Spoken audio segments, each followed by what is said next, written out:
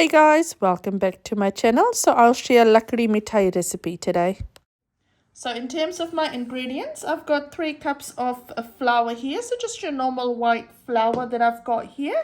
And then I've got a 1/4 teaspoon of salt here. Now this salt is optional. So if you want to add it, you can add it. If you don't want to add it, you don't need to add it. I would highly recommend adding in a bit of salt in your dough. And then I've got 3 tablespoons of ghee here, which I'll rub in my flour before I make the dough. And then I've got some sesame seed, which is your white dill here, and this is 1 teaspoon of this. Again, optional if you want to add it, but I would highly recommend that you do add it. We've got then some oil for frying there, and then I've got 1.5 piala of sugar. So this is for your syrup. So once you've made your Lakdi Mithai, then you'll want to add in your syrup. So this is 1.5 piala of that. And to my syrup, I'll add 2 pialas of water. And it will be 1 thread that we want to see. I'll show you what that looks like. And then we've got some additional water to make our dough. So to our flour, we'll add in the salt. We'll add in the sesame seeds. We'll give this all a good stir, just making sure everything's incorporated really well. There we go. You can add more sesame seeds if you want to, or like I said, you can eliminate it as well. I would suggest adding white sesame seed because this will come out white when we do fry it, so it will look nice with your white sesame seeds. We'll then add in our ghee. If you don't have ghee, you could use butter, and if you're using salted butter, then you don't need to add salt. What you want to do now is just really get in there with your hands and just rub this with your flour. So the reason for this is this will actually help it become really nice and crispy as well. So just with your hands, keep rubbing it. Rub it for about, I'd say, 1 to 2 minutes. So we've mixed this together really nicely, and you can see it's starting to form a bit of that dough, and it's looking a bit crumbly as well. If you're working your dough, with the ghee and the flour, and if you feel like it's not as crumbly, you can add a bit more as well to this. So with my flour, I ended up adding 1 more tablespoon of that. We will now make our dough. When you're making your dough, just keep some dry flour handy as well. So if it does get a bit sticky, then you can use that dry flour to knead your dough. When you're also kneading your dough, see I've got there's a bit of water here, and this is my dry ingredients. So you just want to take that and just kind of mix it around. You don't want to add in a lot of water to start off with. So add little by little and just try and make it work. Then try and start forming a dough. It is a bit of messy work, so it will be all in your hands and all that stuff, but just keep removing it while you're making your dough. So for me, it's still not forming because there's a lot more dry flour here, so I'll add a bit more water to this. And then I'll work this out, and then I'll add this both in together. Now you don't want to have a very soft dough and not too stiff as well. So you don't want it to be too hard that it's hard for you to flatten out the dough and make it into like a roti kind of thing. So for me, my dough is still a bit too hard, so I'll add in a tiny bit more water to this and just work through my dry flour here. Now that our dough has come together really nicely, you just want to knead it for about 1 to 2 minutes more, just to smoothen it all out. Now you can see that this isn't a soft dough, so it is a bit stiff. Now I've used cold water, and so when you're making the dough, just making sure that you use cold water to knead the dough. So once you've done that, just let it just cover it up and let it sit for about 10 to 15 minutes. Now you can use this time to obviously just tidy up around you or make your syrup. But there we go, we'll cover that up and just let that sit. Here we are, my dough's all rested, so I'll take that out and we'll just give it a quick knead as well, because once it rests, you can see it's gone a bit more soft and it's more easier to work with. I would suggest trying to work on your bench top so that you have a bit more bigger surface, or with a big basin as well, just so that, because you really do want to knead this and smoothen this out. There you go.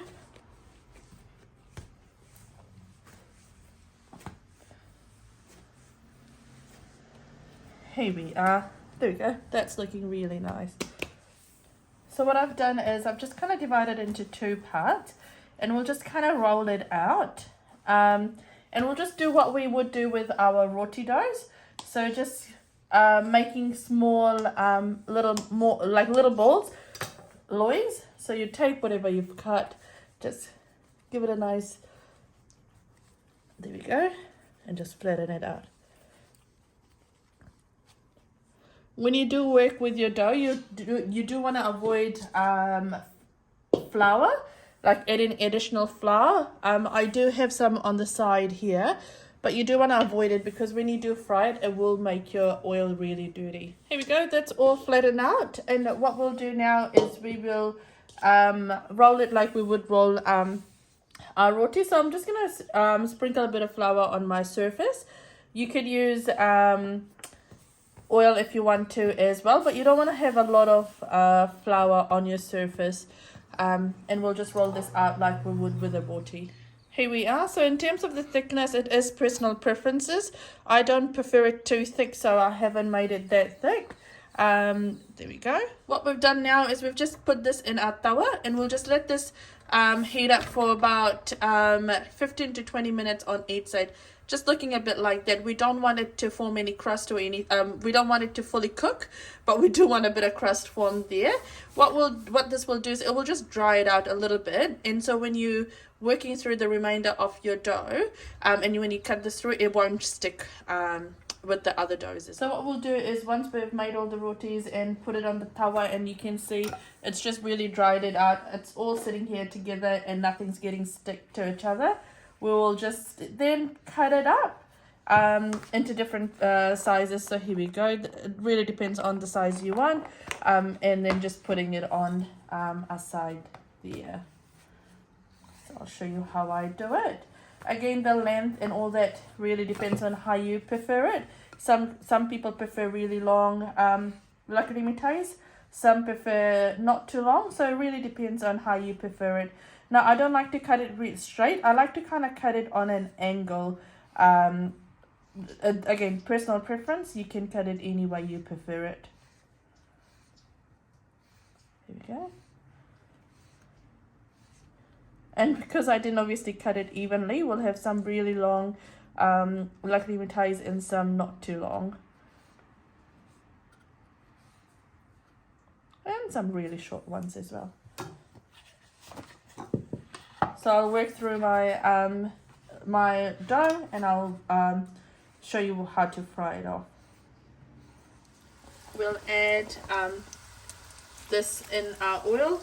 Now you don't want your oil to be too hot, so we'll cook this in sort of low to medium heat.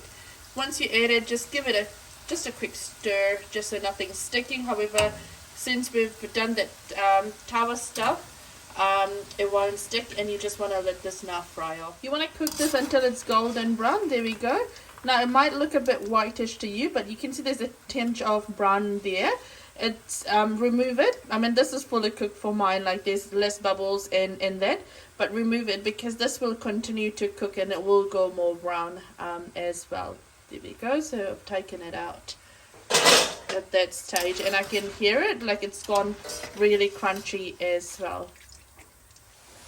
While this is frying, on this side I'll make my syrup. So I've added my sugar, and I'll add in my water, and we'll now let this cook through. So give it a stir, and you want this to dissolve into one dal. Here we are, that's all done. So that's all fried off. We'll now let this cool off a bit, and we'll wait for our syrup to finish cooking. Our syrup is still cooking here. It still hasn't had any threads or anything. There we go. It's really watery right now. So we'll let this cook off. And I'll show you what that looks like. My syrup is almost done. So you'll know your syrup is done if you go like this, and there we go. See, that's one thread. There we go. So just be careful when you're testing it with your hands as well. You just want it to kind of cool down a bit before you test it. Now the good thing with making Lakdi Mithai syrup, it is a bit forgiving. So if you do make it a bit more, if it is more than one thread, that's fine. I just don't like the super white coating on the Lakdi Mithai. That's why I do one thread. All right, I'll pour my syrup now. I won't pour the entire thing. I've just let it cool down slightly as well, because if we put really hot syrup, it can actually make it really soggy as well. So I'll pour that much, and then we'll give this a stir. There we go. That's coating really nicely. And I'll get my husband to come and pour some more for me as well. So sometimes you do need 2 people to help you out with this. Yeah.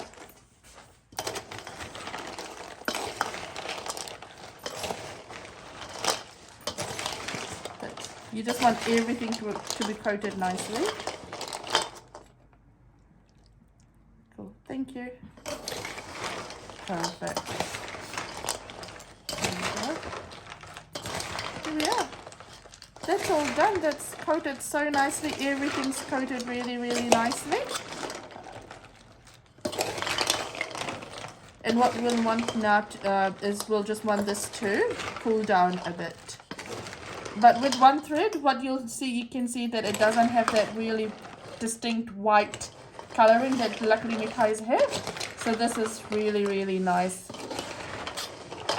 So again, we'll give this all a good stir.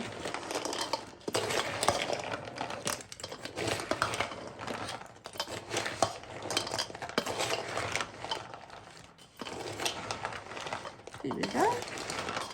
That's all coated really nicely.